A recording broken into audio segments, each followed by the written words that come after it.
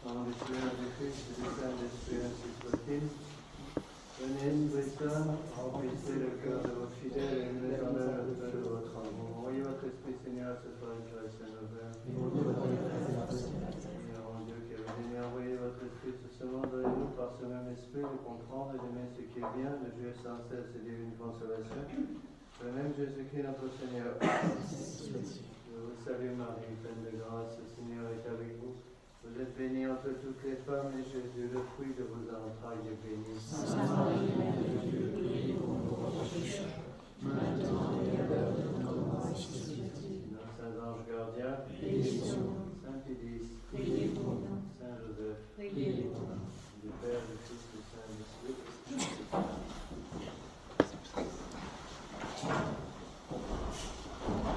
Bon, j'ai mis une feuille nouvelle aujourd'hui. Vous pouvez la prendre si vous ne l'avez pas eu. Page 23 et 24. Donc, nous en sommes à la page 21 sur le polycopier.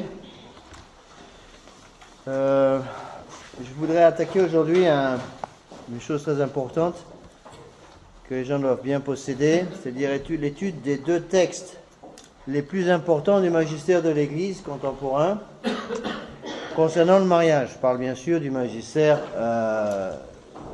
de l'Église catholique. Je ne parle pas du nouveau magistère de l'Église de Vatican II.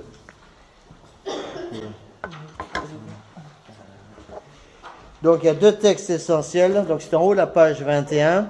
Donc la dernière fois je vous avais cité les textes de l'Écriture sainte. Je vous ai déjà parlé du catéchisme catholique du mariage du Père Barbara. Je conseille tout à fait ce livre qui devrait avoir sa place dans toutes les familles catholiques.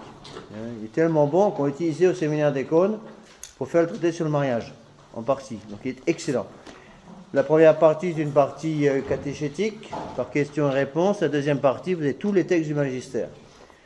Il y a beaucoup de textes importants, mais je pense que les deux plus importants sont les deux textes essentiels, Casti Connubii par le pape Pie XI en 1930 et le discours aux sages-femmes de Pie XII 1951. Deux textes dogmatiques absolument fondamentaux. Ces textes sont vraiment très importants et en même temps sont pratiquement inconnus. C'est ça le drame. Je suis sûr que si vous posez la question, qu'est-ce qu'a lu Casti Connubii de Pie XI? Il n'y a personne. Et pourtant, c'est le texte le plus important du XXe siècle, du magistère de l'Église concernant le mariage chrétien. Quand l'abbé Guépin et moi-même, nous préparons des gens au mariage, on travaille avec ces textes. Alors pour être sûr que vous les ayez, je vous ai mis sur le polycopier justement tous les textes eux-mêmes, non pas le texte complet, ce serait beaucoup trop long, mais les parties essentielles du texte. Vous voyez l'importance de ce devoir d'étude. Alors, il faut bien comprendre qu'il y a eu un changement au niveau de la mentalité dans les hommes d'Église.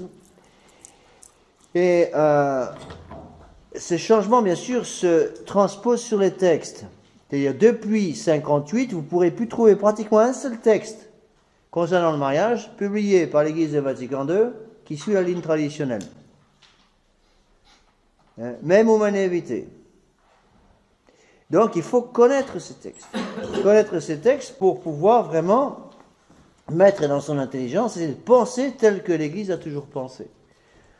Alors, ces deux textes sont absolument fondamentaux.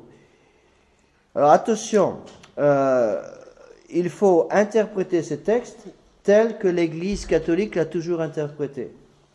Bon, je vous donne un exemple pour que vous compreniez ce que je veux dire.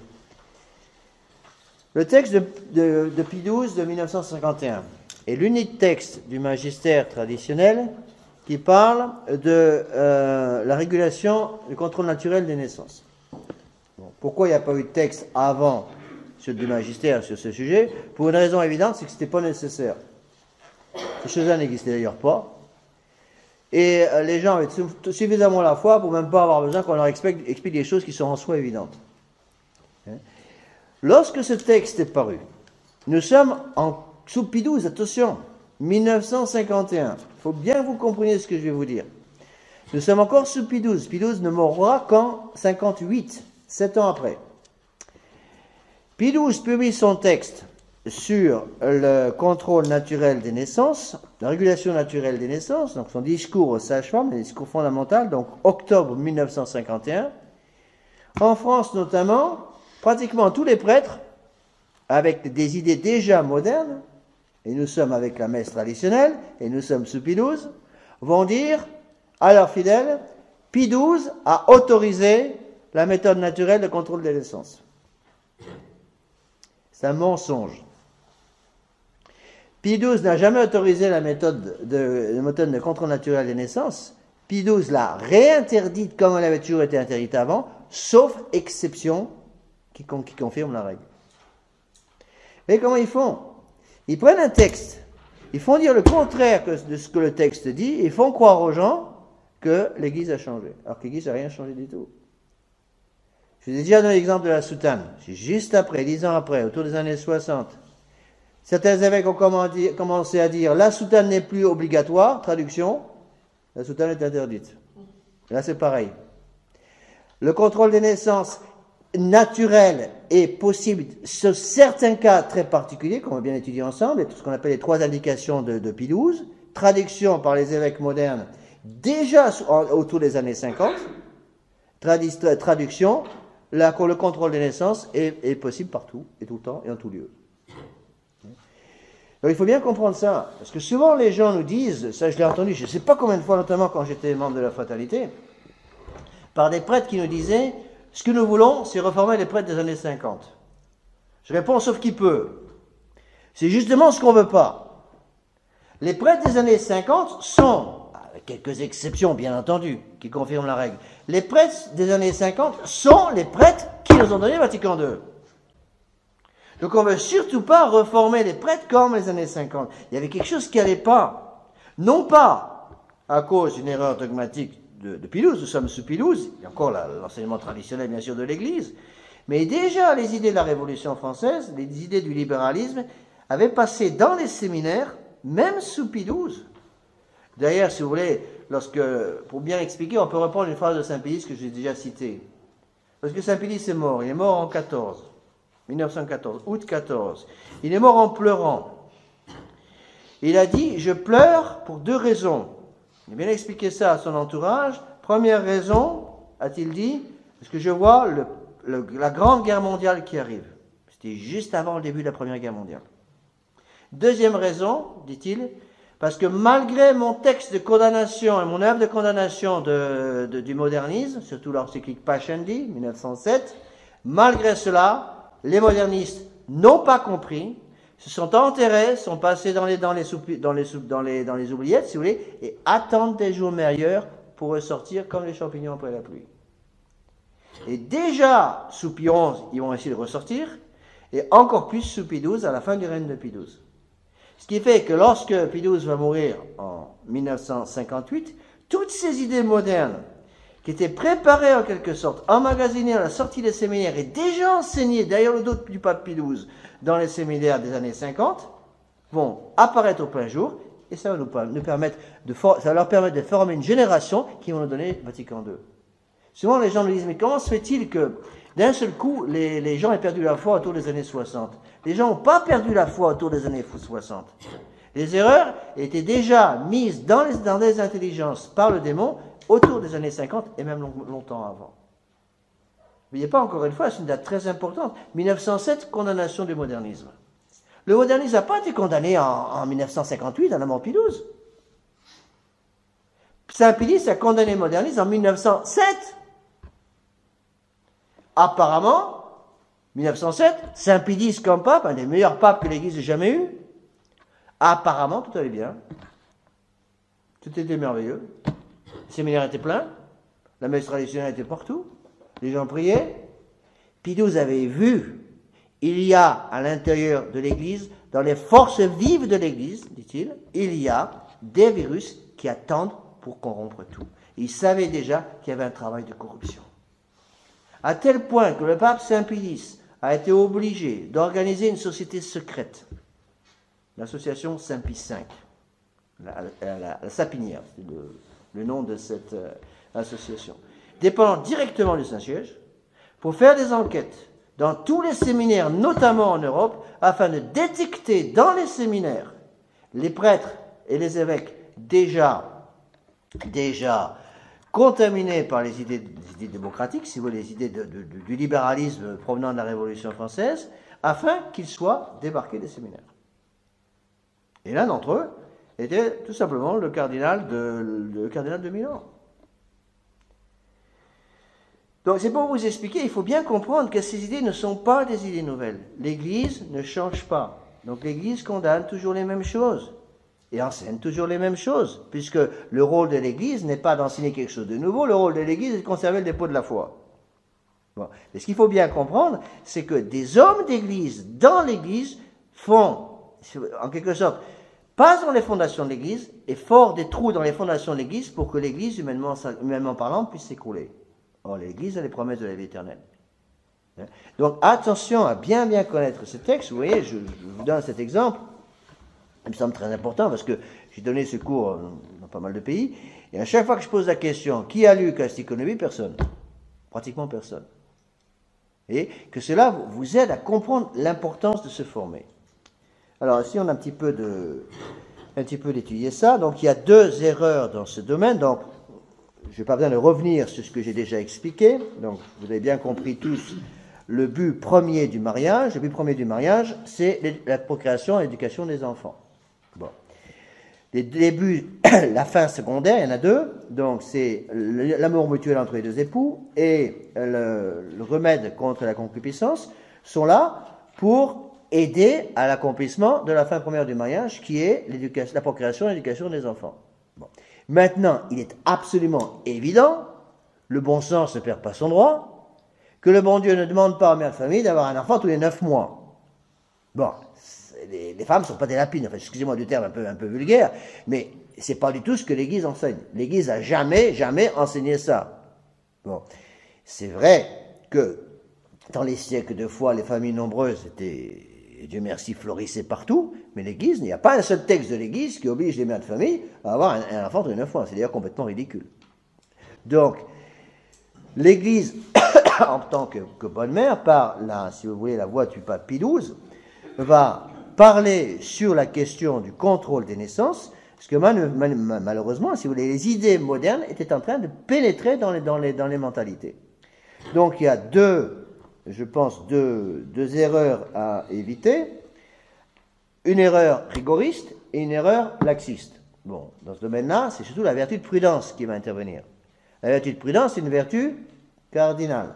J'ai déjà expliqué la différence essentielle qui existe entre les vertus théologales, foi, espérance et charité, et les vertus cardinales. La prudence, la justice, la force et la tempérance. Les vertus cardinales sont les vertus qui se tiennent en équilibre entre deux excès. Soit d'un côté en plus, soit de l'autre côté en moins. Donc dans ce domaine-là, il y a deux excès à éviter. Un excès rigoriste, c'est-à-dire d'être trop dur, en demandant trop, et un défaut laxiste. Bon. Dans le monde moderne, il est évident que la tentation, c'est la tentation du laxisme. Bon, on entend parfois, même dans la tradition, des gens, si vous voulez, qui connaissent mal ces textes, et qui peuvent avoir la tentation du rigorisme. Donc vous voyez comment il faut équilibrer tout ça, surtout avec le don de sagesse. Le don de sagesse qui va éclairer la prudence. Le don de sagesse, c'est un don du Saint-Esprit. Bon. Mais pour que ce don puisse travailler, quelle est la condition? Pour que le don de sagesse puisse illuminer les âmes, il y a une condition sine qua non, laquelle? Que l'âme soit en état de grâce. N'oubliez pas ce que je vous ai expliqué, les dons du Saint-Esprit, c'est la couronne de la charité. Donc quelqu'un qui n'a pas l'état de grâce, n'a pas le don de sagesse, et donc n'a pas une lumière spéciale pour utiliser le don de prudence. Vous comprenez ce que je veux dire? Pour utiliser, la vertu de prudence. La vertu de prudence est une vertu qui peut être aussi une vertu naturelle. Dans ce cas-là, ça peut être aussi une vertu infuse, bien infuse, mais la vertu de prudence va être illuminée par une lumière surnaturelle qui est la lumière du don de sagesse. Et donc, il faut faire attention à ces choses-là. Donc, je pense qu'il faut rappeler maintenant, plus que jamais peut-être, avec les idées modernes, qui se sont infiltrées un peu partout. Donc, il faut insister, je pense, sur la nécessité du respect mutuel entre les deux époux. Bon. C'est évident que, puisque je suis devant le Saint-Sacrement, et que c'est un cours de catéchisme pour adultes, c'est pas un cours de préparation au mariage, attention. Donc je vais rester sur le domaine purement théologique et catéchétique. Hein. Donc il y a un respect mutuel de l'épouse qui est absolument fondamental. Je pense qu'un des problèmes numéro 1 que nous avons actuellement dans le monde moderne, dans ce domaine-là, c'est que il faut bien comprendre les choses. Dans l'esprit de l'Église, si vous voulez, dans l'esprit du monde, on va partir à partir du début, ce sera plus facile à comprendre. Avant notre Seigneur Jésus-Christ, la femme était une esclave, rien d'autre. Que ce soit la société romaine, que ce soit la société égyptienne, la société phénicienne, toutes les sociétés avant notre Seigneur Jésus-Christ, la femme était une esclave, point final. Un objet. Bon. Avec certains droits une fois qu'elle était mère. Bon. Mais la femme était une esclave. Qui a rendu la dignité à la femme? L'Église catholique. Surtout, par quel moyen? La dévotion à notre Seigneur Jésus-Marie. C'est quelque chose de fondamental à comprendre. N'oubliez pas que la plus grande sainte, le plus grand saint au ciel, c'est une femme. Bien comprendre ces choses-là. C'est la très sainte Vierge Marie qui, après notre Seigneur Jésus-Christ, le plus haut degré de sainteté, puisqu'il est la seule, avec notre Seigneur bien sûr, à être immaculée conception. Donc, encore une fois, ce sont des choses à bien comprendre. L'Église a mis des siècles à changer les mentalités. Il faut comprendre que les mentalités ne changent pas comme ça. Prenez le cas, par exemple, de l'esclavage. Bon. Au temps de Rome, je parle avant notre Seigneur Jésus-Christ, il y avait tellement d'esclaves que les patriciens, c'est-à-dire les hommes libres, représentaient une infime minorité. L'Église a mis des siècles et des siècles à supprimer l'esclavage. Parce que c'était tellement rentré dans les mentalités qu'il fallait changer les mentalités. C'est la même chose avec la dignité de la femme. Qui a rendu la dignité de la femme à la femme? L'Église catholique. Elle a mis des siècles. Il a fallu attendre le Moyen-Âge, littéralement, pour que, aussi par l'intermédiaire de la chevalerie, et l'influence, si vous voulez, des évêques sur le monde de l'époque, le monde politique de l'époque,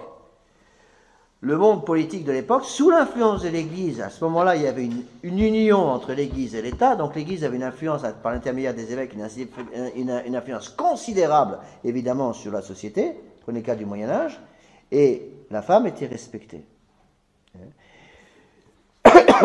On dit que la fin du Moyen-Âge, c'est 1274, mort de saint Thomas d'Aquin. La femme avait retrouvé un certain statut social et surtout un certain statut familial par l'intermédiaire de l'Église. Depuis la fin du Moyen-Âge, immédiatement après le Moyen-Âge, qu'est-ce qui se passe? Quelle est la période qui arrive? C'est la Renaissance. La Renaissance, c'est de l'humanisme. C'est déjà l'humanisme qui arrive. Le démon va attaquer, si vous voulez, de nouveau les mentalités, et de même qu'il a fallu des années et des siècles de travail pour que l'Église change les mentalités, il va falloir aussi des siècles pour le démon, pour rechanger les mentalités en sens inverse.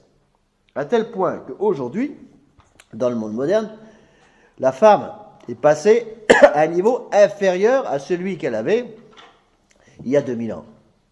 Si vous comprenez bien ça c'est, je pense, très important à comprendre pour comprendre les textes de Pie XII. Il importe donc de remettre dans l'esprit de nos fidèles, si vous voulez, l'esprit catholique, pour essayer de bien comprendre ces choses-là. Donc, le bon Dieu ne demande pas aux gens mariés d'avoir tous les enfants qu'ils peuvent avoir, mais d'avoir le nombre d'enfants qu'il veut qu'ils aient. Dire que le bon Dieu a décidé que vous deviez avoir. C'est pas pareil du tout. Quand on se marie pour avoir des enfants. Bon, c'est le but premier du mariage. Bon, qui sait le nombre d'enfants que le bon Dieu a prévu pour vous? Il n'y a que le bon Dieu qui sait ça. Donc le nombre d'enfants voulus par chaque famille par le bon Dieu est différent pour chaque famille. Il y a des familles, par exemple, époux et épouses, qui malheureusement, c'est une grosse croix, pour une raison tout à fait indépendante de leur volonté, ne peuvent pas avoir d'enfants. C'est pas de leur faute, c'est pas un péché. Mais il va falloir qu'ils se sanctifient sans enfants. Et Dieu sait si c'est une croix très lourde pour une épouse qui ne peut pas avoir d'enfants. Au contraire, d'autres familles, le bon Dieu leur demande plus d'enfants. Un petit peu des circonstances. Donc les circonstances peuvent influer, si vous voulez, sur ces choses-là. Encore une fois, ce sont des choses qu'il faut bien comprendre. Le problème, c'est que le bon Dieu ne va pas nous donner un coup de téléphone pour nous indiquer le nombre d'enfants qu'on doit avoir. Donc le pape Pie XII a dû mettre les points sur les i et les barres sur les t pour couper net, si vous voulez, dans la racine, les idées modernes qui commençaient à envahir certaines personnes, même dans l'Église. Première chose qu'il faut comprendre, dans ce domaine-là, j'ai mis un texte ici, donc vous êtes à la page 21 sur le polycopier. S'il y en a qui n'ont pas le texte, là, j'ai quelques pages 21, une ici, pardon. C'est plus simple pour vous d'avoir le texte avec vous. S'il y en a qui n'ont pas eu le texte, là, vous l'avez ici.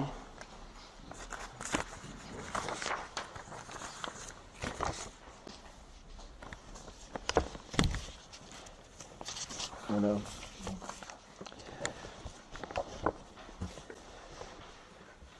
Donc, qu'est-ce que c'est que cette doctrine du contrôle, la régulation naturelle des naissances?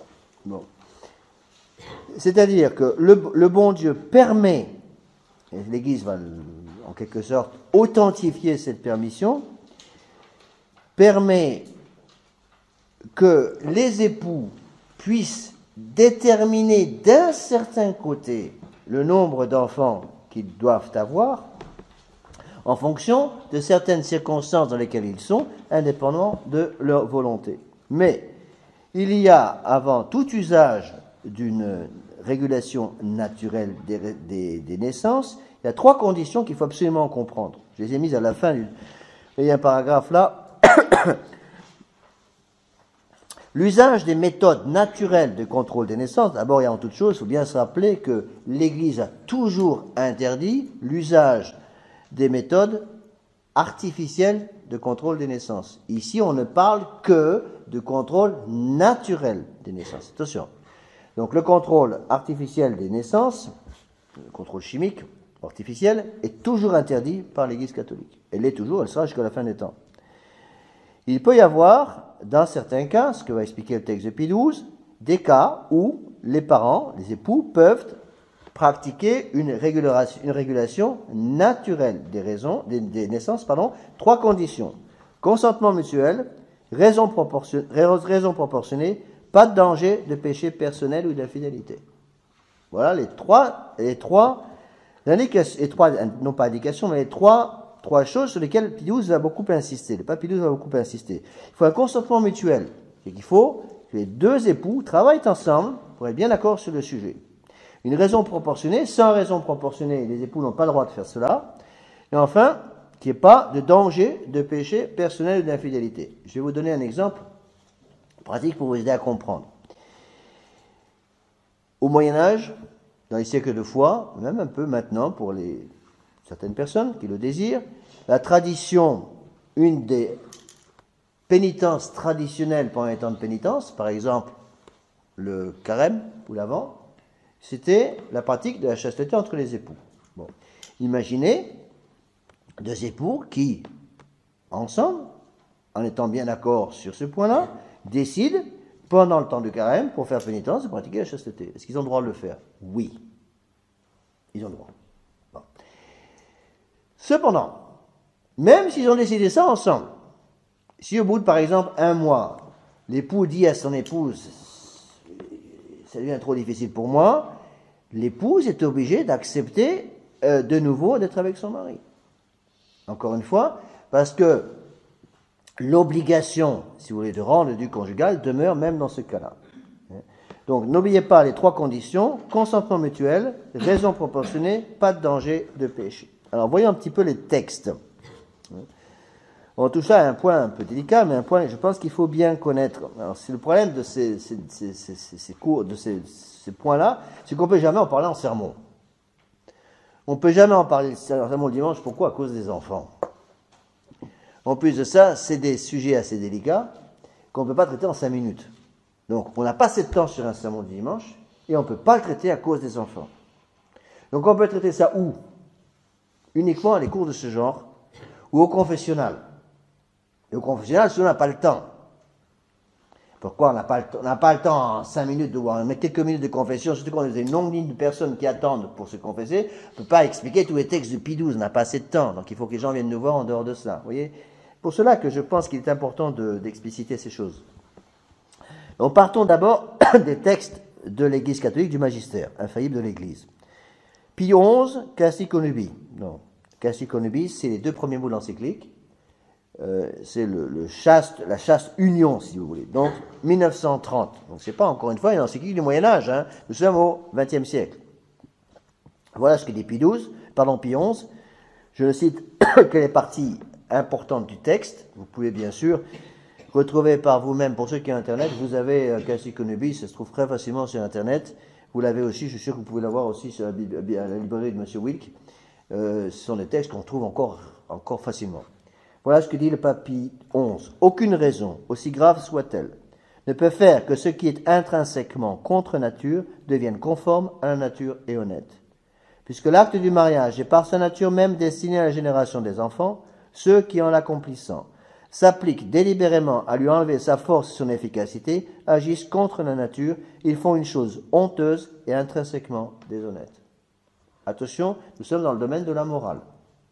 Je vous l'ai déjà expliqué, dans le domaine de la morale, on ne peut pas accepter le moindre mal. Le moindre mal, quelque chose qui a moindre mal est toujours quelque chose d'interdit. Vous avez un choix à faire entre un petit mensonge et un gros mensonge, vous avez le droit de faire ni l'un ni l'autre. D'accord? Parce que le petit mensonge est interdit, le gros aussi. Bon. Il faut bien comprendre ça.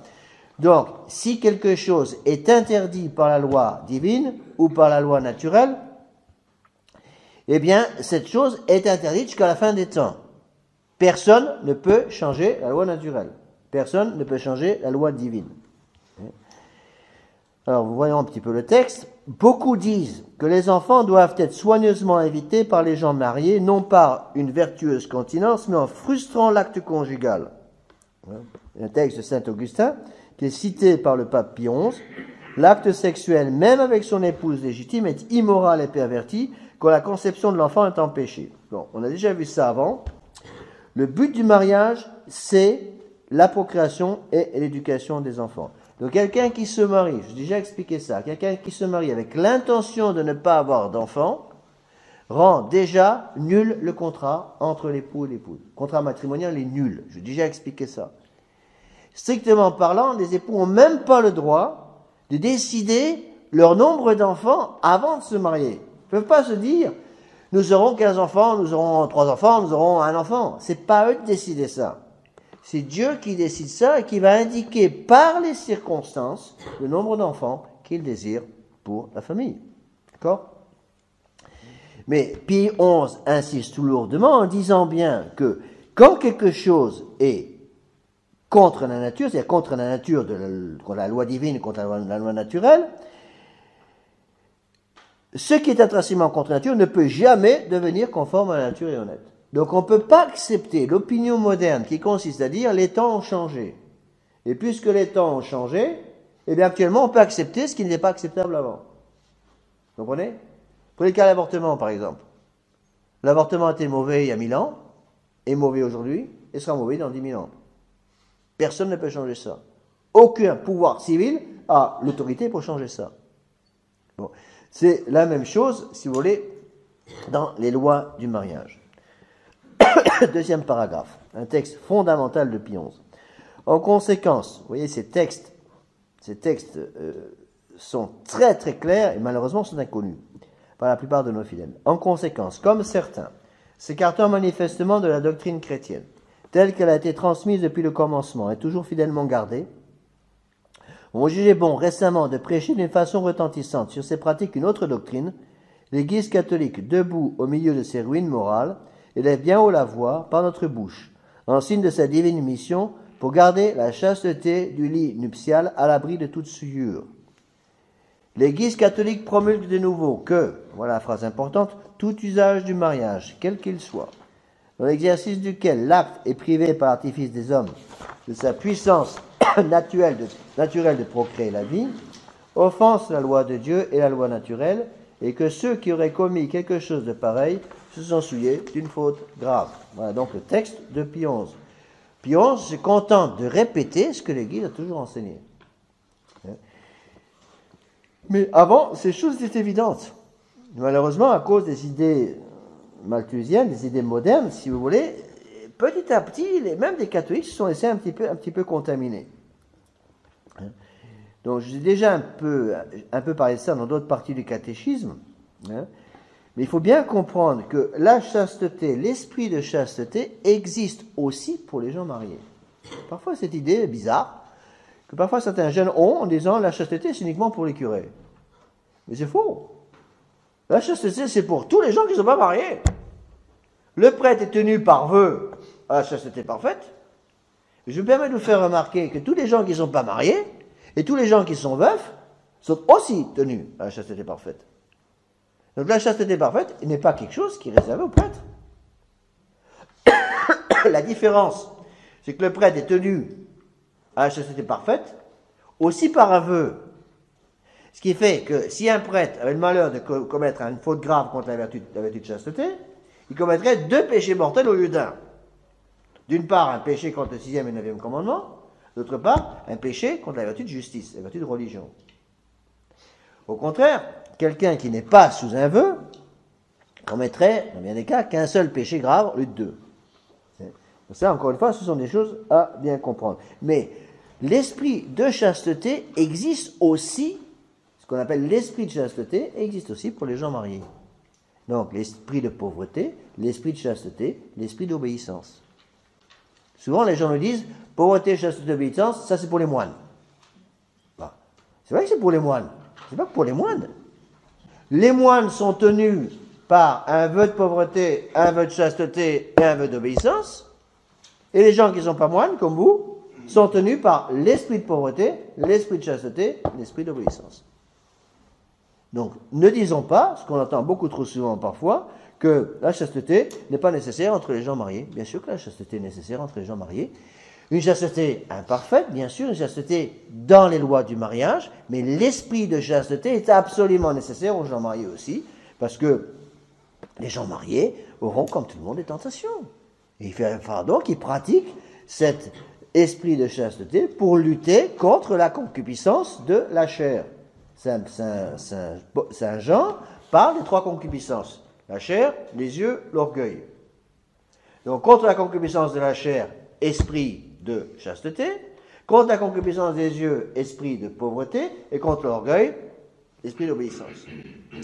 Donc, puisque là, les 3 concupiscences ne travaillent pas qu'avec les curés, encore une fois, les 3 concupiscences, le travail des démons sur les 3 concupiscences va aussi s'effectuer avec les gens dans le monde. Donc les gens du monde, eux aussi, doivent pratiquer un esprit de pauvreté, un esprit de chasteté, un esprit d'obéissance. Il faut que les choses soient parfaitement claires dans ce domaine. Donc, on ne peut pas accepter ceux qui nous disent, par exemple, les jeunes ne le disent pas, mais parfois ils le pensent, on peut faire ce qu'on veut entre mari et femme. Non, parce qu'entre mari et femme, il y a un respect qui vient justement de cet esprit de chasteté qui est absolument nécessaire. C'est la raison pour laquelle le pape Pie XI est si sévère dans son jugement. En fait, c'est tout simplement le jugement de l'Église. Je vous ai déjà expliqué la raison pour laquelle le démon a tellement travaillé pour détruire la vertu qui est à la base de la chasteté. Est-ce que vous vous rappelez de ce nom? Je l'ai déjà donné. J'ai déjà expliqué ça, au moins 2 fois. Quel est le nom de cette vertu absolument fondamentale sans laquelle il ne peut pas y avoir de chasteté et qui prépare à la vertu de chasteté, c'est les jeunes. Et la vertu de pudeur. J'ai déjà expliqué ça. Donc, qu'est-ce qu'il va faire le démon pour détruire la chasteté chez les jeunes? Il va détruire la pudeur chez les enfants. Et c'est exactement ce qui se passe actuellement. Il va détruire l'esprit de pudeur parce que quand la pudeur... Qu'est-ce que c'est que la pudeur? La pudeur, en latin, c'est verecundia. C'est une honte.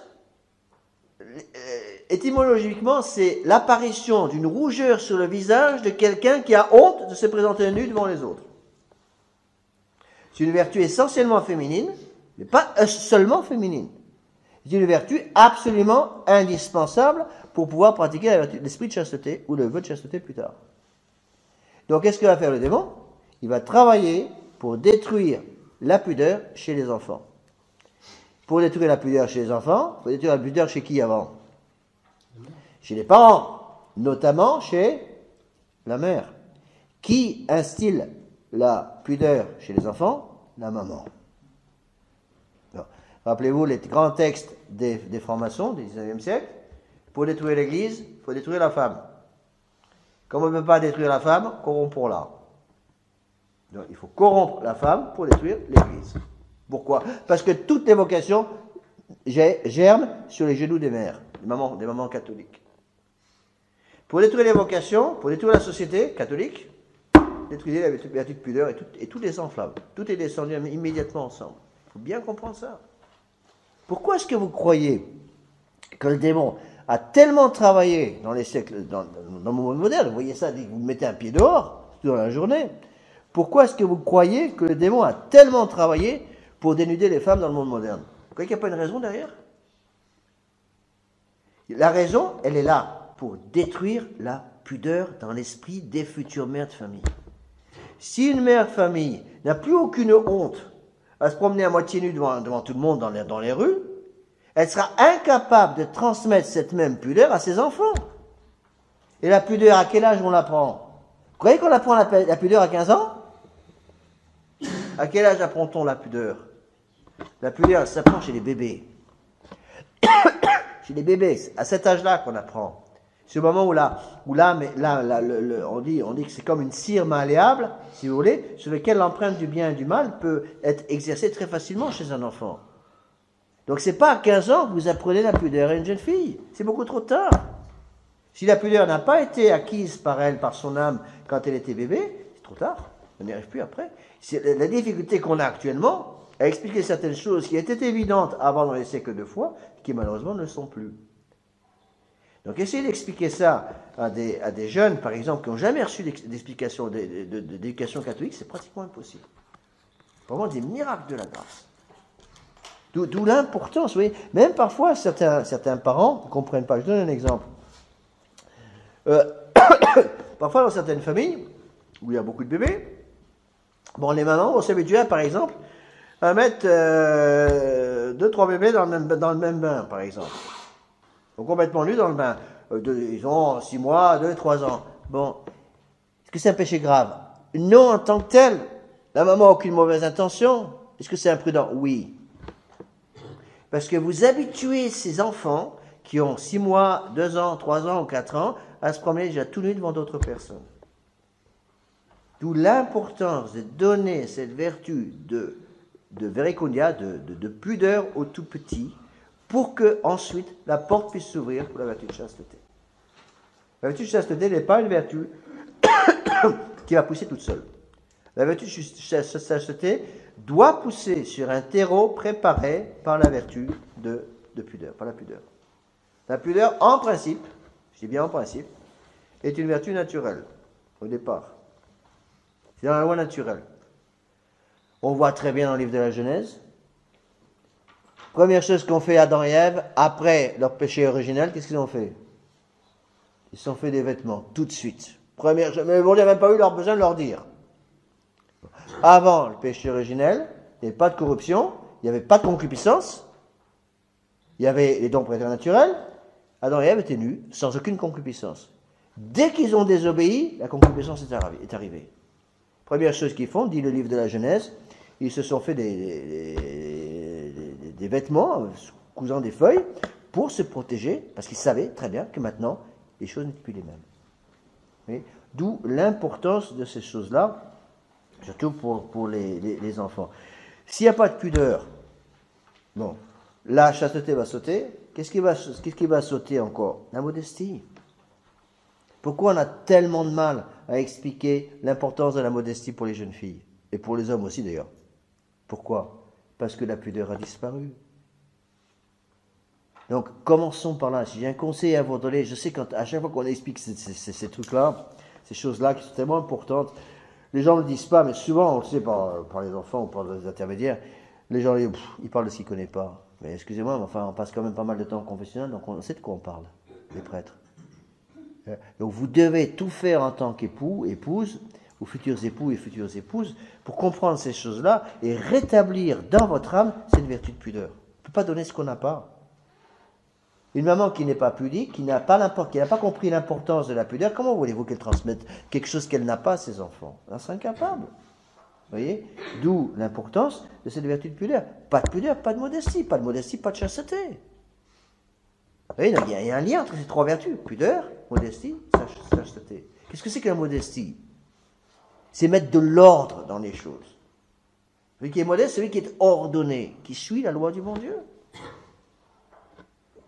Donc, en principe, on ne devrait même pas à parler de ces choses-là dans l'Église. Les fidèles devraient comprendre ces choses-là par eux-mêmes. Malheureusement, aujourd'hui, il faut tout expliquer. Donc, il y a une certaine pudeur. Il ne faut pas tomber dans la pruderie, bien sûr que non. Mais une certaine pudeur qui est absolument nécessaire pour donner la vertu de modestie aux hommes et aux femmes. Il y a une modestie aussi pour les femmes. Excusez-moi, aussi pour les hommes. On parle toujours des femmes, mais il faut bien remarquer, ne pas oublier que les hommes ont aussi leur part de responsabilité dans cette je cherche le mot français, cette déchéance actuelle qu'on voit partout dans les rues. Donc, réagissez à ce niveau-là. C'est Pilouze qui parle dans un texte de ses vêtements qui finissent trop bas en haut, qui finissent trop haut en bas. Mais c'est très vrai, hein. Et il disait ça il y a combien de temps? 60 ans. Vêtements qui finissent trop tôt en haut et trop tard en bas. Des choses comme ça. Il faut que je retrouve le texte exact. Ça, c'est la pudeur. Oui.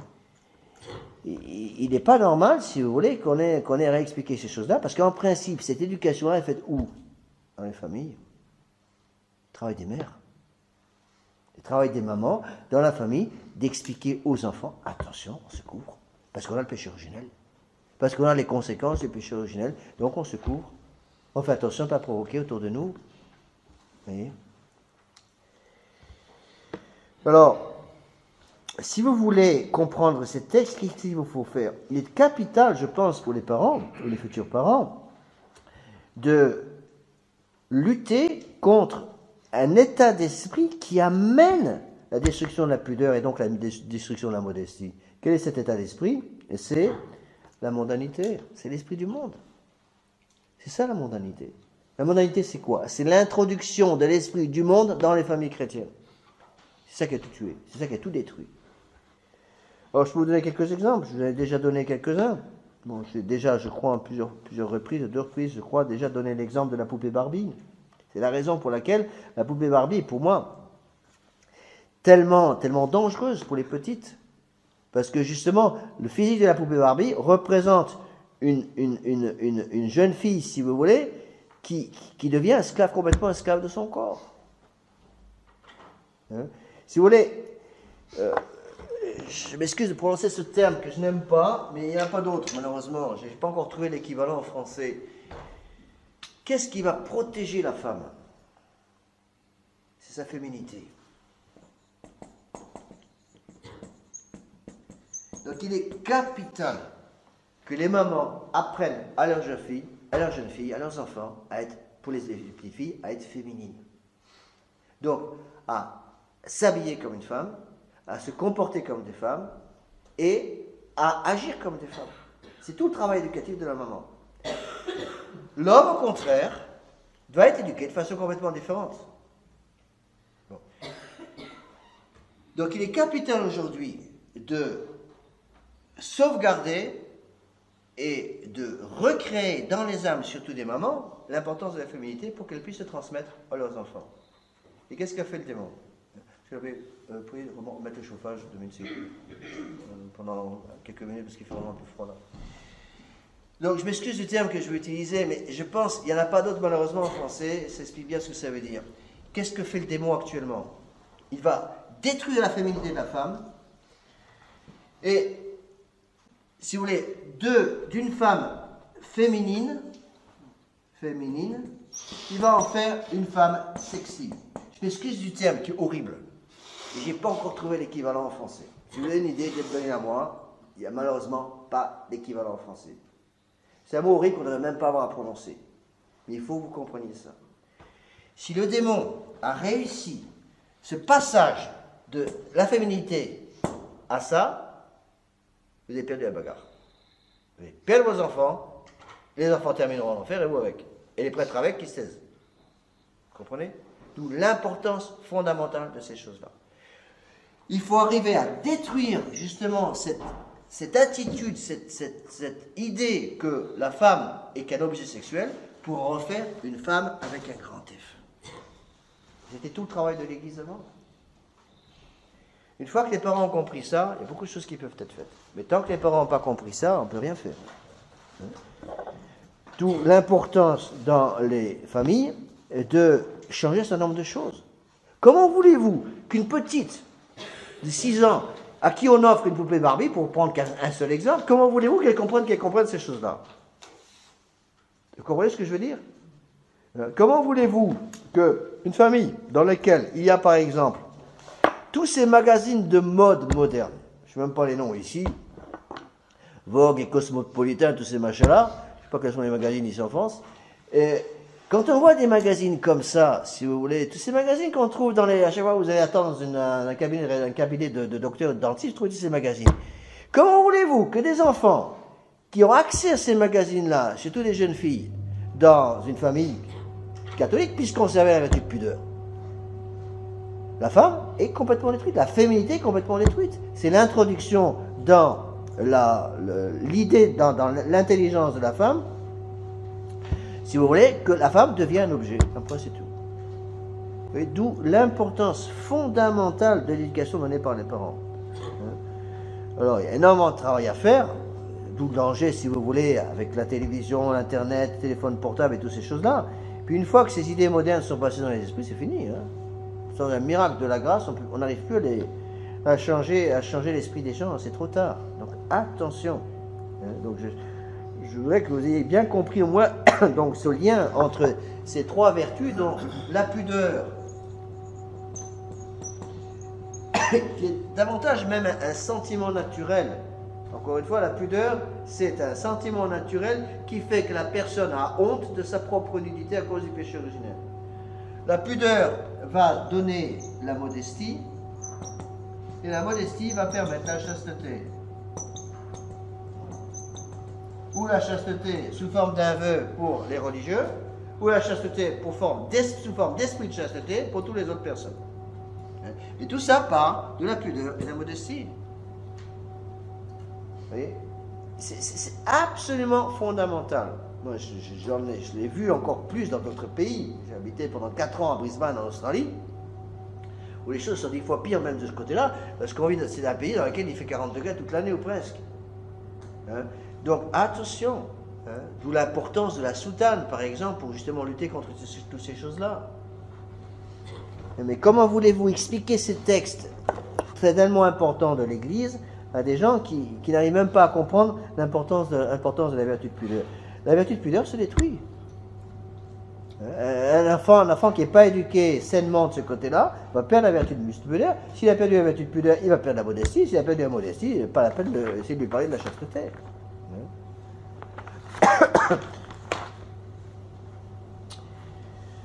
Page 22. Continue avec le texte. Tout attentat des époux dans l'accomplissement de l'acte conjugal ou dans le développement de ses conséquences naturelles, attentat ayant pour but de le priver de la puissance qui lui est inhérente et d'empêcher la procréation d'une nouvelle vie, est immoral. De plus, aucune indication ou nécessité ne peut faire qu'une action intrinsèquement immorale, un acte moral illicite. Cette prescription est en pleine vigueur aujourd'hui comme hier, et elle le sera demain et toujours, parce qu'elle n'est pas un simple précepte de droit humain, mais l'expression d'une loi naturelle ou divine. Toutes les conditions d'un texte ex cathedra sont ici expliquées. Vous voyez, les 4 conditions du texte ex cathedra sont là, on peut bien les voir, c'est-à-dire, le pape parle en tant que docteur, il parle de foi et de morale, avec intention d'obliger toute l'Église. Bon, page 22, monsieur. Vous voyez, donc, c'est un texte fondamental. Je répète ce texte parce qu'il faut bien se mettre dans l'esprit. Tout attentat des époux dans l'accomplissement de l'acte conjugal, dans le développement de ses conséquences naturelles, attentat ayant pour but de le priver de la puissance qui lui est inhérente et d'empêcher la procréation de nouvelle vie, est immoral. Et après, il y a un texte pour nous prêtres. Troisième paragraphe de la page 22. Si un confesseur, écoutez bien ce texte pour expliquer la responsabilité des prêtres. Si un confesseur ou un pasteur d'âme, ce qu'à Dieu ne plaise, induisait en ses erreurs les fidèles qui lui sont confiés, ou du moins soit par une approbation, soit par un silence calculé, il les est confirmé, qu'il sache qu'il aura à rendre à Dieu le juge suprême un compte sévère de sa prévarication. Qui considère comme lui étant adressées ces paroles du Christ, ce sont des aveugles et ils sont les chefs des aveugles. Or, si un aveugle conduit un aveugle, ils tombent tous les deux dans la fosse. Voilà ce qu'il dit Papillon. Vous voyez, deux choses, soit par une approbation, soit par un silence coupable. Silence calculé, dit Pie XI. Vous voyez, le crime des prêtres des années 50. Je dis bien le prêtre des années 50, fin du règne de Pie XII, qui se sont déjà tus à l'époque, ou par un silence calculé, dit le pape Pie XI, ou par une approbation, qui ont changé la mentalité des gens. Ce qui fait que maintenant, la plupart des gens, si vous voulez, qui n'ont pas été formés avec une bonne formation catholique, ont pris ce que j'appelle, avec un terme un peu moderne, une mentalité contraceptive. Et c'est rentré dans les intelligences. Vous voyez ? Comment lutter contre ça? Bien sûr, les sacrements, c'est important. Bien sûr, la confession et la communion, c'est important. Mais il faut partir des bases. Les bases, elles sont là. Pudeur, modestie, chasteté. À la base de l'édifice, la vertu de pudeur. Donc faites extrêmement attention. Un enfant qui a perdu la pudeur sera un enfant, sera un adolescent, surtout une adolescente, qui n'aura aucun scrupule de conscience à se promener à moitié nu dans la rue. Et c'est ce qu'on voit aujourd'hui partout. À moi, absolument partout. Donc faites attention, vous avez une grosse responsabilité. Le pape met bien aussi les responsabilités où elles doivent être mises. D'abord sur les prêtres. Donc les prêtres ont une responsabilité énorme. Alors, voyons maintenant le deuxième texte qu'il faut bien connaître, le texte de Pie XII. Donc, Pie XII, on est là en 1951, même doctrine. La doctrine n'a pas changé, les circonstances ont un petit peu été modifiées, et donc le pape Pie XII va expliciter certaines choses. Donc, au début, il rappelle, comme le faisaient tous les papes, comme le font tous les papes, que son enseignement vient de l'enseignement précédent. Donc, n'oubliez pas le rôle du pape. Le rôle du pape, c'est quoi? Conserver le dépôt de la foi. Donc, à chaque fois qu'il y avait un texte pontifical qui était publié avant, dans le magistère ordinaire ou extraordinaire de l'Église, le pape disait, comme mes prédécesseurs ont toujours enseigné depuis des siècles et des siècles, nous aussi, nous répétons ce qui a toujours été enseigné. C'est exactement ce que va dire le pape Pie XII. Le mariage, en vertu de la volonté du Créateur, donc au milieu de la page 22, n'a pas pour fin de première la perfection personnelle du couple marié, mais la procréation et l'éducation de la vie nouvelle. Les autres fins du mariage ne sont en aucun cas principales, encore moins supérieures à la fin première, mais lui sont au contraire essentiellement subordonnées. Donc je vous rappelle, fin principale du mariage qui est procréation et éducation. Deux fins secondaires qui sont, pour les pas tous en même temps, amour mutuel et remède à la concupiscence. Donc le pape dit bien, les autres fins du mariage ne sont en aucun cas principales, mais subordonnées à la fin principale. Je vous ai déjà expliqué qu'en 1983, Jean-Paul II a sorti un code de droit canon qui nie explicitement ce point. Alors quand on nous sort que le nouveau code de droit canon n'est pas si mauvais que ça pose de sérieux problèmes de conscience. Le nouveau code de droit canon est inacceptable, entre autres, à cause du changement fondamental que Jean-Paul II a osé introduire dans la tradition canonique de l'Église, dans la tradition théologique de l'Église et morale de l'Église. Le Saint-Siège ne peut admettre l'opinion de quelques auteurs récents qui nient que la fin première du mariage soit la procréation et l'éducation des enfants, ou qui enseignent que les fins secondaires ne sont pas essentiellement subordonnées à la fin première, mais sont au même niveau ou indépendantes de cette dernière. Vous voyez, donc ici, le pape Pie XII, en 1951, condamne par avance tout ce que vous racontez actuellement, les prêtres et les dirigeants de l'Église de Vatican II. Tout est condamné par avance dans ce texte de Pie XI. Suite du texte. Vous voyez, ce qu'il faut bien comprendre, c'est qu'il y a un changement d'attitude, un changement au niveau de l'intelligence des gens, si vous voulez. On utilise en théologie parfois deux termes. On passe d'une attitude, si vous voulez, qu'on pourrait considérer comme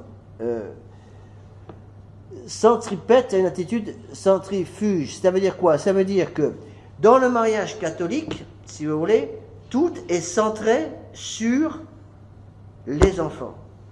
Dans le mariage moderne, tout est centré sur soi-même.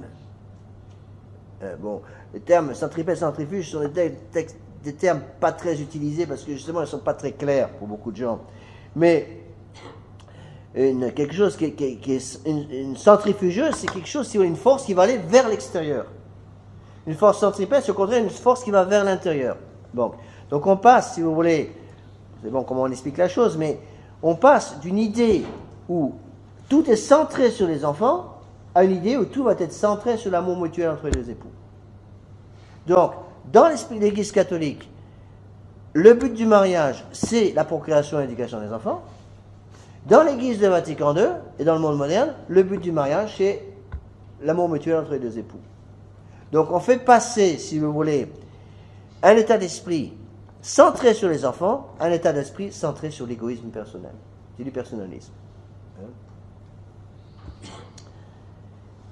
Le seul fait pour les époux de ne pas pervertir l'acte naturel et d'être prêt à accepter l'enfant qui, malgré leur précaution, viendrait au monde, ne suffirait pas à lui seul à garantir la rectitude des intentions et la moralité absolue des motifs par eux-mêmes. Par suite, embrasser l'état du mariage, dit Pie XII, user de façon continue de la faculté qui lui est propre et qui n'est licite qu'en lui, et par ailleurs se soustraire toujours délibérément sans un motif grave à son devoir premier, serait pécher contre le sens même de la vie conjugale. Mais, voilà un texte important sur le sujet qui nous préoccupe actuellement, mais une prestation positive peut être omise si des graves motifs, indépendants de la bonne volonté de ceux qui y sont tenus, établissent que cette prestation est inopportune ou bien prouvent que le requérant, dans le cas présent le genre humain, ne peut en justice la réclamer. Que veut dire ce texte un peu compliqué? Ça veut dire quoi? Ça veut dire que le but du mariage demeure toujours le même. On se marie pour avoir des enfants. Vous voulez pas d'enfants, vous ne mariez pas. Dans certains cas, le bon Dieu peut faire comprendre par certaines circonstances que certaines personnes peuvent être, pour une période de temps délimitée ou pour une longue période de temps, dispensées en quelque sorte de cette obligation d'avoir des enfants pour une raison indépendante de leur volonté. C'est le mot très important de la phrase de Pie XII. Une prestation positive peut être omise si des graves motifs indépendants de la bonne volonté. C'est-à-dire que on n'a pas le droit de se placer dans une situation de ce genre. Mais dans certains cas, le bon Dieu peut indiquer qu'à cause de certaines circonstances, il est imprudent pour les époux d'avoir actuellement un autre enfant. Vous comprenez ce que je veux dire? Le texte est clair dans Pie XII. Il m'est arrivé, je connais certains en disant ça, mais il m'est arrivé de dire à certaines personnes, vu les circonstances dans lesquelles vous êtes actuellement, quand les gens m'en parlaient au confessionnal par exemple, il me semble imprudent pour vous d'avoir un autre enfant actuellement. Bon, on va voir un petit peu les cas cités par Pie XII, et vous verrez que Pie XII explicite cela de façon très, très, très bien faite. Donc voilà le texte qui suit. Donc là, on est dans le discours toujours aux sages-femmes, 1951. Inutile de vous dire que pratiquement tous les prêtres modernes nient ça, les prêtres dans l'Église de Vatican II, et malheureusement, même parfois dans la tradition. J'espère rare, mais il y en a eu des cas où parfois les prêtres, même dans la tradition, traditionnelle, racontent des bêtises sur le contrôle naturel des naissances. Voilà ce que dit Pie XII. Bas de la page 22, de cette prestation positive obligatoire, certains peuvent être dispensés, même pour longtemps, bien plus même pour toute la durée du mariage, pour des motifs sérieux, comme ceux qui n'est pas rare de compter dans ce qu'on appelle indication médicale, indication eugénique, indication économique et sociale. Donc, qu'est-ce que dit Pie XII? Pie XII rappelle, la loi ne change pas. Le but du mariage, la fin première du mariage, c'est l'éducation, la procréation et l'éducation des enfants. Dans certaines circonstances, indépendantes de votre volonté, des époux peuvent être, pour une certaine période de temps, ou pour une période beaucoup plus longue, dispensés de ce devoir d'avoir des enfants pour des raisons indépendantes de leur volonté. Vous voyez très bien que le pape Pie XII ne dit pas les époux ont le droit de se dispenser d'avoir des enfants. Le texte dit bien que c'est une dispense accordée aux parents pour un motif indépendant de leur volonté quand il y a une éducation médicale, eugénique, économique et sociale. Lorsque ce texte est paru en 1951, les prêtres en France notamment, et dans tous les pays de langue anglaise, ont immédiatement traduit « Le pape Pie XII autorise les parents à pratiquer une méthode naturelle de contrôle des naissances ». Le pape Pie XII dit exactement le contraire. Il dit « Les parents n'ont pas le droit d'utiliser une méthode naturelle de contrôle des naissances, sauf s'ils se retrouvent dans des circonstances qui les obligent, à cause de circonstances dans lesquelles ils sont indépendants de leur volonté, qui les obligent à pratiquer une méthode naturelle de contrôle des naissances. » Le pape Pie XII donne trois cas. Indication médicale, indication eugénique, indication économique et sociale. Bon. Il faut connaître ces textes. C'est des textes que nous expliquons évidemment très attentivement aux futurs mariés quand on les prépare au mariage, mais je pense je ne suis pas d'accord non plus avec ceux qui disent que ces textes ne doivent être expliqués qu'aux gens qui vont se marier. Je pense qu'il est très important que les gens qui sont déjà mariés se rappellent ces textes et les connaissent.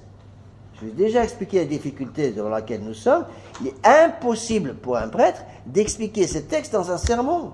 Je ne vais pas expliquer à un sermon le dimanche ce que c'est que les indications eugéniques, médicales, économiques et sociales pour autorisant à pratiquer un contrôle naturel des naissances. Je ne vais pas expliquer des choses pareilles devant des enfants, je vais les scandaliser. Bon, on n'a pas le temps d'expliciter ces choses-là au confessionnal. Lorsque les gens nous posent des questions, on répond. Mais parfois, il faut un certain temps. Donc, il nous arrive au confessionnal de devoir dire aux gens, écoutez, revenez me voir avec votre épouse, et je vous expliquerai les textes de Pie XII concernant ce sujet. Donc, il y a 3 indications dont parle le pape. Le pape Pie XII dit, si vous êtes dans une de ces 3 indications, médicale, eugénique, économique et sociale, vous avez le droit de pratiquer un contrôle naturel des naissances. Attention, le pape ne dit pas que vous avez le droit de pratiquer un contrôle artificiel. Le contrôle artificiel des naissances est toujours condamné par l'Église, je le sais, jusqu'à la fin des temps. Même si les lois civiles n'ont cure de la loi divine. Alors, 3 indications, la 3e étant de loin la plus importante. Indication médicale. Qu'est-ce que veut dire l'indication médicale? C'est le cas où une nouvelle grossesse mettrait la vie ou la santé de la mère en sérieux danger. C'est des cas que j'ai rencontrés plusieurs fois au cours de mon sacerdoce. C'est des cas qui sont pas très fréquents, mais qu'on peut rencontrer. Exemple, une maman qui a déjà des petits à la maison. Par exemple, imaginez une maman qui a 4 enfants, par exemple, avec un bébé ou un enfant de 3 ans, en effet, un enfant de 1 an, par exemple, et qui me disent, monsieur l'abbé confessionnal, monsieur l'abbé, si je tombe enceinte de nouveau, à cause d'un problème physique que j'ai, je vais être obligé de conserver le lit pendant 6 mois. Ça arrive, j'ai connu des mamans qui étaient obligées malheureusement de conserver le lit pendant 6 mois pour ne pas perdre l'enfant. Et qui me disent, monsieur l'abbé, si je reste au lit pendant 6 mois, qui va s'occuper des enfants? Mon mari est obligé de travailler. Eh bien, c'est le cas de l'indication médicale indiquée par Pie XII. Donc, dans ce cas-là, et puis bien comprendre le cas, une maman qui me dit, monsieur l'abbé, c'est une situation dans laquelle je me retrouve, indépendante de ma volonté, c'est pas moi qui l'évolue, malheureusement j'ai un problème gynécologique, un problème pour porter l'enfant. Si je ne me mets pas au lit pendant les 6 derniers mois de la grossesse, je vais perdre l'enfant. Ou les 6 premiers mois de la grossesse, en général, c'est ça, je vais perdre l'enfant. Bon, il est évident que c'est une croix énorme pour une maman, mais elle va être obligée de rester au lit plus ou moins pendant 6 mois, par exemple. Et dans ce cas-là, le pape Pie XII dit, indication médicale, les époux qui savent que ce cas va se présenter ont le droit, tant que cette situation demeure, de suivre, d'avoir un contrôle naturel des naissances, par la méthode Billings, la méthode de Gynoplus, afin de ne pas avoir d'enfants tant que cette situation demeure. Voilà ce que dit le pape. Deuxième cas, indication eugénique. Alors, indication médicale, il y en a d'autres aussi, mais c'est quand même la plus courante.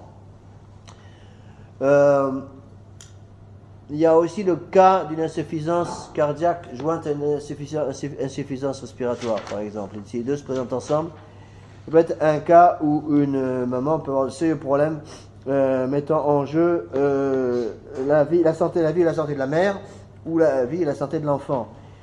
Et donc, dans un cas comme ça, pareil, le pape Pie XII explique bien ce qu'est l'indication médicale. Le problème, c'est que dans son encyclique, il explique les trois termes, enfin, il donne les trois termes, indication médicale, eugénique, économique et sociale, mais il ne les explique pas. Et donc, c'est le travail des théologiens, si vous voulez, d'expliquer ce que le pape veut dire. Deuxième indication, indication eugénique, et beaucoup plus rare. Indication eugénique, c'est le cas où il y a une certitude de mettre au monde des enfants tarés ou mal formés physiquement ou moralement. C'est le cas de certaines incompatibilités sanguines. Maintenant, c'est beaucoup plus rare parce que des progrès énormes ont été faits en médecine dans ce domaine. Mais si des parents, par exemple, savaient de façon pertinente, après avoir pris conseil auprès de médecins sérieux, ils savaient que en cas de naissance d'un enfant, l'enfant serait de façon certaine un enfant anormal, c'est ce qu'on appelle l'indication eugénique. C'est très rare, extrêmement rare. Enfin, l'indication économique et sociale, celle-là malheureusement est beaucoup plus fréquente. Alors, qu'est-ce que ça veut dire indication économique et sociale? La situation matérielle, attention, le terme indication économique et sociale vient du pape Pie XII. Par contre, entre parenthèses, j'ai mis l'explication, ça c'est l'explication d'un Bélophyte, c'est pas le texte. Le pape Pie XII précise les trois indications, mais ne donne pas d'explication pour chaque indication.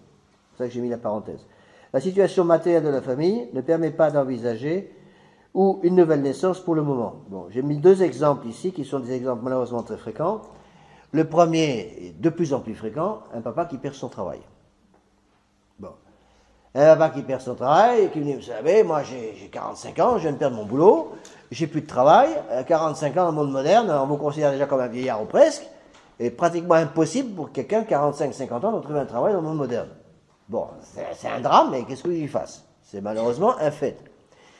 Donc, un papa qui a perdu son travail, qui n'est pas sûr de pouvoir en retrouver, aurait le droit, d'après le texte de Pie XII, de pratiquer avec son épouse un contrôle naturel des naissances, c'est-à-dire d'avoir, pas le contrôle naturel des naissances, je ne vais pas donner un cours de médecine, c'est pas mon travail, simplement expliquer en une phrase aussi chaste que possible, c'est d'avoir des relations sexuelles avec votre épouse ou votre époux que dans les périodes de la génétique, c'est-à-dire les périodes pendant lesquelles vous êtes certain que l'épouse ne peut pas avoir d'enfant.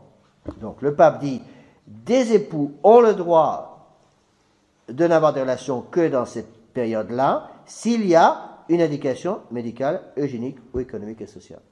Donc deux exemples. Premier exemple, si le mari a perdu son travail et qu'il n'est pas sûr de pouvoir retrouver un travail, tant qu'il est dans cette situation, il est évident qu'il serait imprudent de la part de certains maris, dans certaines situations de famille, pour un mari d'avoir encore un enfant, parce que le bon Dieu montre par les circonstances dans lesquelles vous êtes obligé de vivre, c'est pas le moment d'avoir un autre enfant parce que je viens de perdre mon travail.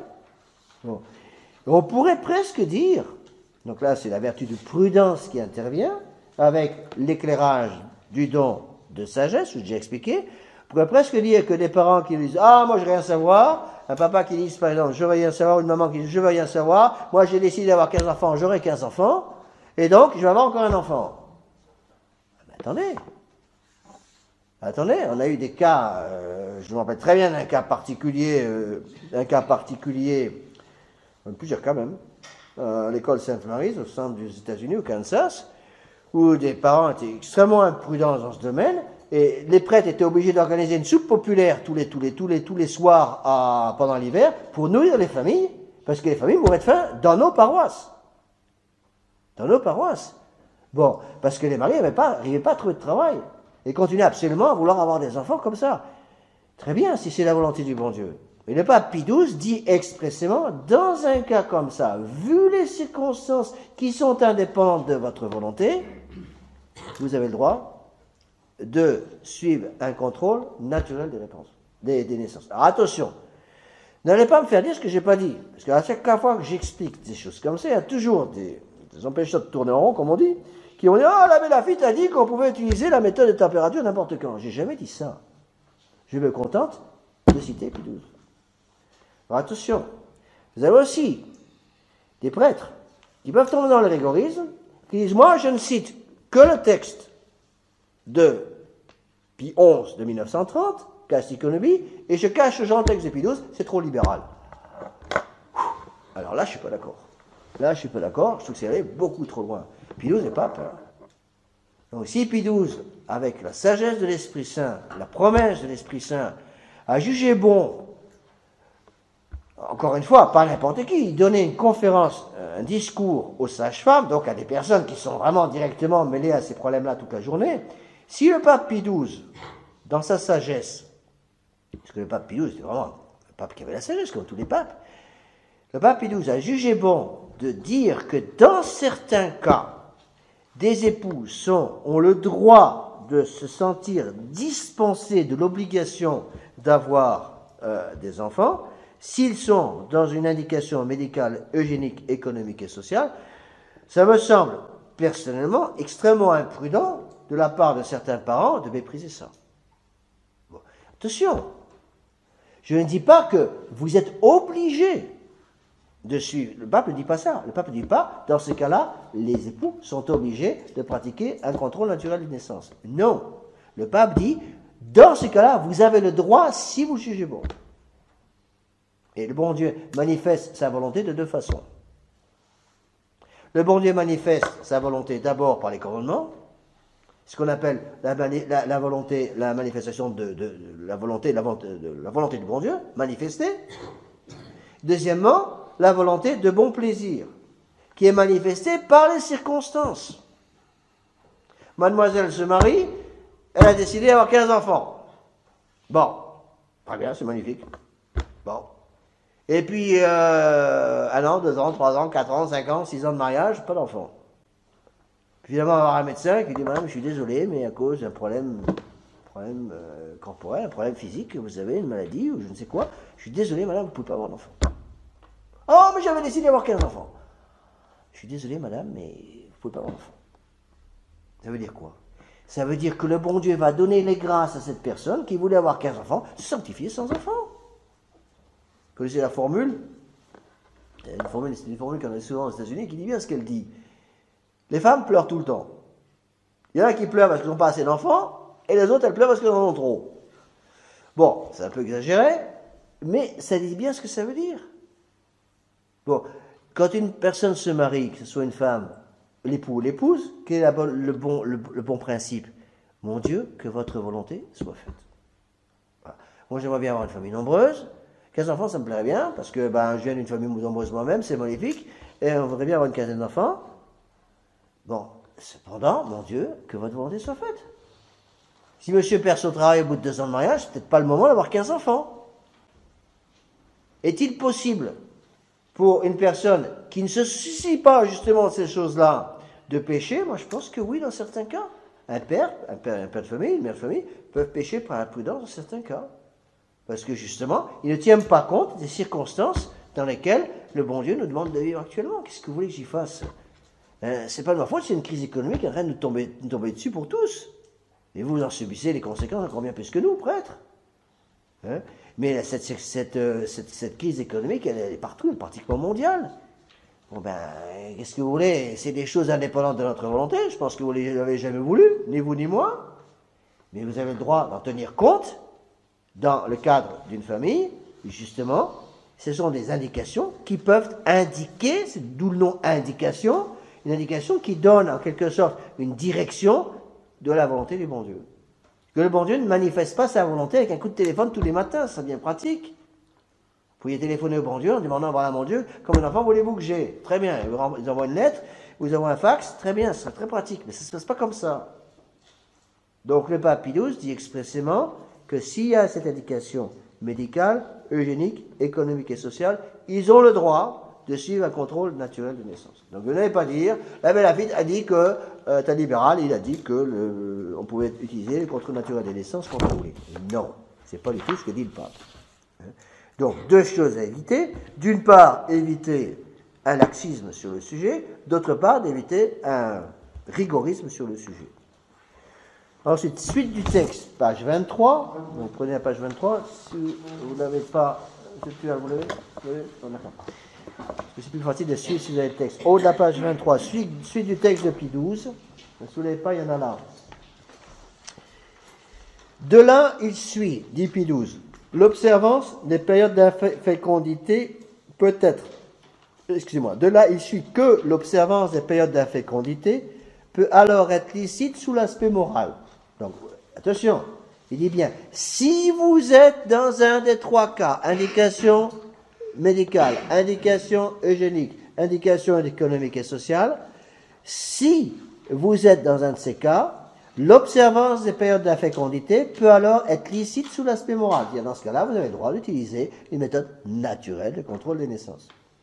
Si cependant, il n'y a pas, selon un jugement raisonnable et juste, de semblables raisons graves, personnelles ou provenant de circonstances extérieures, la volonté d'éviter habituellement la fécondité de l'union des deux époux, tout en continuant à satisfaire pleinement leur sensualité, ne peut provenir que d'une appréciation fausse de la vie et des motifs étrangers aux droites règles de la morale. En bon français, il dit, si vous n'avez pas de raison grave pour le faire, si vous n'êtes pas dans une des trois indications explicitées, à savoir médicale, eugénique ou économique et sociale, vous péchez contre les lois du mariage. Voilà ce que dit Pape Pie XII. Dieu ne demande pas l'impossible, mais il demande aux époux de vivre dans l'abstinence si leur union ne peut s'accomplir selon les lois de la nature. Quand Dieu commande, il nous avertit de faire ce que vous pouvez, de demander la grâce pour ce que vous ne pouvez pas, et il vous aidera pour que vous puissiez faire ce qui vous est commandé. Vous voyez, le texte est très clair. Alors, évidemment, parfois les époux disent, mais monsieur l'abbé, c'est pas toujours possible pour des raisons médicales ou des raisons de problèmes féminins, si vous voulez. Le problème, c'est que le contrôle naturel des naissances est parfois pas possible pour des femmes qui n'ont pas des règles de façon régulière. Bon, c'est sûr que c'est des problèmes, c'est des questions qui sont posées tout le temps au confessionnal. Dans les cas-là, bien, il est certain que la réponse, elle a toujours été la même donnée par l'Église. La réponse est, dans certains cas, le bon Dieu demande l'héroïsme. Voilà la réponse. Dans certains cas, le bon Dieu demande l'héroïsme. Je suis en train de lire actuellement dans Daras, qui est la meilleure histoire de l'Église, en 42 volumes. Bon, je suis au volume 8, non, je n'ai pas fini. Je suis en train de lire la persécution sur Dioclétien, donc à la fin du IIIe siècle. Mais il faut les voir. Il faut voir les martyrs. Mais des martyrs tellement horribles, des gens vraiment coupés en morceaux, étranglés dans toutes les choses épouvantables, dans tous les détails. Oula! Et ça fait un peu peur, hein. Moi, ça me fait peur. Je dis, mais qu'est-ce que j'aurais fait si j'avais été dans une situation comme ça? Vous voyez un peu ce que c'était pour quelqu'un, un prêtre par exemple de l'époque, d'être nommé pape. Ça veut dire quoi? Ça veut dire, vous avez droit à la casserole dans les 3 ans qui suivent. Ça veut dire, monsieur, vous pouvez être sûr, monseigneur, vous êtes devenu pape, vous êtes sûr que dans 3 ans, vous serez mangé par un lion, vous serez coupé en 3 morceaux, vous serez scié en 2 dans le sens de la longueur, dans le sens de la largeur. C'était sûr et certain. Quelqu'un qui demandait le baptême savait de façon pertinente, il y a une chance sur 2 que je finisse en bouillie quelque part. 10 millions de martyrs, dit Daras. Entre la première persécution, donc sous Néron, là où, pendant laquelle sont morts Saint-Pierre et Saint-Paul, jusqu'à la dernière, qui a fini avec la paix de Constantin en 313, 10 millions de martyrs. L'Église n'a jamais eu autant de conversions qu'à ce moment-là. C'est sûr qu'il fallait du courage. Hein. Un adulte, c'est presque que des conversions d'adultes. Un adulte de 20 ans, 30 ans, qui va demander le baptême quand vous êtes en l'an 293 ou 295, sous la persécution de Dioclétien, il faut quand même un drôle de courage. Moi, je ne sais pas si je l'aurais eu. En sachant très bien, devenir catholique aujourd'hui, ça a des conséquences, attention. Eh bien, dans ces situations-là, dans la persécution de Dioclétien, le bon Dieu demandait l'héroïsme et a donné des grâces pour l'héroïsme. Eh bien, c'est la même situation aujourd'hui. Aujourd'hui, c'est une autre forme de persécution qui est peut-être, bon, ce ne sont pas des persécutions qui sont les mêmes persécutions, mais qui sont peut-être encore plus pénibles. Parce que le bon Dieu, au temps de Dioclétien, le démon avait essayé des persécutions physiques contre les catholiques. Ce sont les persécutions physiques qui ont donné énormément de martyrs et quelques apostats, mais très peu. Le nombre des martyrs qui sont allés droit au ciel est très largement supérieur au nombre des lapsis, c'est-à-dire de ceux qui avaient apostasié sous les tortures. Alors, c'est pas très rentable pour le démon, ça. C'est pas très rentable pour lui parce qu'il envoyait les gens au paradis, c'est pas son travail. Donc aujourd'hui, il a changé le genre des persécutions, et au lieu des persécutions physiques, il donne des persécutions morales. On est en plein dedans, parce que les persécutions morales, attaquer les intelligences, ça donne plein d'apostats et quelques martyrs. Alors là, c'est beaucoup plus intéressant pour lui. C'est ce qui se passe. C'est ce qui se passe, ce sont les persécutions que vous, dans le monde, vous êtes obligés de subir malheureusement à longueur de journée. C'est la persécution contre les familles catholiques, c'est la persécution contre l'éducation catholique, c'est la persécution contre les écoles catholiques, où pratiquement les mamans se retrouvent dans une situation de plus en plus impossible, avec une persécution ouverte contre les écoles catholiques, et bientôt une interdiction pratiquement par exemple, de faire l'école à la maison. C'est déjà le cas dans certains pays. Dans certains États du Canada, c'est interdit. Dans certains États des États-Unis, c'est aussi interdit. Sous peine de prison. Il y a des mamans qui sont en prison au Canada, il y a des mamans qui sont en prison aux États-Unis actuellement, tous les milieux protestants évangélistes, des mamans qui sont en prison parce qu'elles ont refusé de ne pas faire l'école à la maison à leurs enfants. L'État est venu, a pris les prix des enfants et a mis les parents en prison. C'est dur. Bon, le bon Dieu donnera les grâces parce qu'il a promis qu'on ne serait jamais tenté au-delà de nos forces. Dans des situations comme ça, le bon Dieu demande l'héroïsme. Eh bien, c'est la même chose pour le contrôle des naissances. Par exemple, dans certains cas où une maman ou des époux me disent, Monsieur l'abbé, on ne peut pas, pour une raison X, Y ou Z, pour des raisons physiques, des raisons médicales, on ne peut pas suivre un contrôle naturel des naissances, eh bien, peut-être que le bon Dieu vous demande, pendant une certaine période de votre vie, un acte d'héroïsme et pratiquer la chasteté parfaite. Je sais bien que c'est pas facile à dire, mais c'est comme ça. Alors, quelques remarques, si on finira avec ça, il reste 5 minutes. Page 23. Donc ça, attention, là, on n'est plus dans le texte des papes. Hein. C'est des remarques que j'ai rajoutées moi-même. Remarques s'imposant sur la continence périodique. C'est la méthode de contrôle naturel des naissances. J'ai essayé de mettre ça en façon résumée. Continence périodique consiste pour deux époux à s'abstenir des relations conjugales en période féconde et en user uniquement en période agénésique ou stérile. J'ai déjà expliqué. Il est moral pour deux époux d'utiliser cette méthode s'ils ont une raison grave de le faire indépendant de leur volonté. C'est les trois indications que je viens d'expliquer, eugénique, médicale et économique et sociale. Même dans le cas où il est permis pour deux époux d'utiliser la continence périodique, il pourrait cependant parfois être plus parfait pour eux de ne pas le faire et se confier totalement à la providence divine. C'est là où la vertu de prudence intervient. D'accord ? Utiliser la continence périodique sans avoir une raison grave et indépendante de sa volonté pour le faire est un péché mortel, quoi qu'en disent aujourd'hui de nombreux clercs. Donc attention, c'est clair, il faut que les choses soient parfaitement claires aussi sur ce sujet. De même que des parents ont le droit, s'ils sont dans un cas prévu par Pie XII, indication médicale, indication hygiénique, indication économique et sociale, ont le droit de suivre une méthode naturelle de contrôle des naissances. De la même façon, des parents qui ne sont pas dans une de ces situations, des époux qui ne sont pas dans un de ces trois cas explicités par Pie XII, n'ont pas le droit de suivre une méthode naturelle de contrôle des naissances. Et s'ils le font, ils commettent une faute grave. Même si leur curé leur a dit qu'ils pouvaient le faire. Même si dans la tradition, ils trouvent un prêtre libéral pour leur dire qu'il n'y a pas de problème et qu'ils peuvent le faire. Parce que malheureusement, ça existe. Les textes sont là. Pendant qu'il les écrit, sont les textes de Pie XII.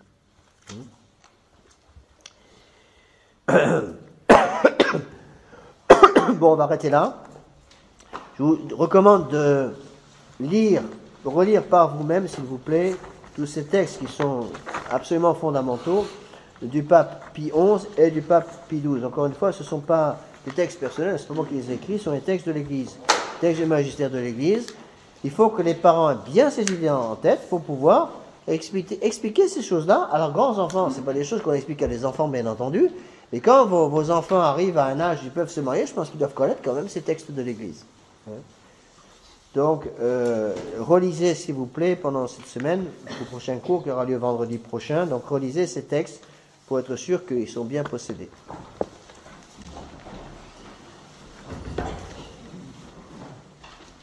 Au nom du Père, du Fils et du Saint-Esprit, ainsi soit-il. Gloire soit rendue au Père, au Fils et au Saint-Esprit. Nos saints anges gardiens, Saint Pédis, Saint Thomas d'Aquin. Père, Fils et Saint-Esprit. Donc, prochain cours, le vendredi prochain. Donc j'espère que je ne scandalise personne. C'est des sujets assez délicats à utiliser. Alors, parfois, il y en a qui disent qu'il ne faut pas en parler du tout. Je ne suis pas d'accord. Je pense qu'il faut que les parents connaissent toutes ces règles, tous ces textes absolument essentiels du magistère de l'Église.